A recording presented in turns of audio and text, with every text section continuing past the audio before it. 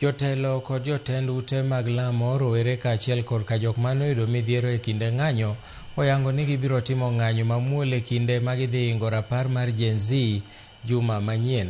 Ka giloso gi jofwamb weche, gichiwo siem mager ne joma nigi paro mar njore mondo kik bed gi paro ma kamano, nimar timbego hinyo mana jopiny ma onego ked ne ratiro mare. Joma noyudo midhierogo eko ok mor gi kaka piny owacho osedeko mar kawo okang' mowinjore, nikech thothgi pok oyudo ohendnigi e yo makare, ka ngimagi mapile bende pod orochni nyaka sani.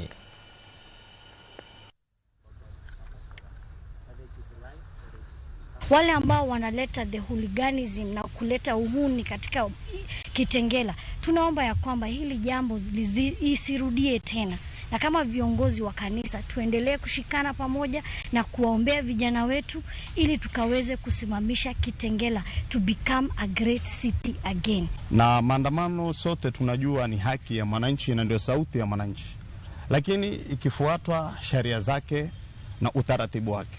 Iwapo itaenda kinyume na hivyo, inakuwa ni maafa na maangamivu kwa mwananchi ambaye kwamba bado wewe unatafuta haki yako. Na sisi tunataka kuomba wale ambao huwa wanaletwa Kitengela siku za maandamano wasije, kwa sababu hakuna maandamano tarehe 25 Kitengela.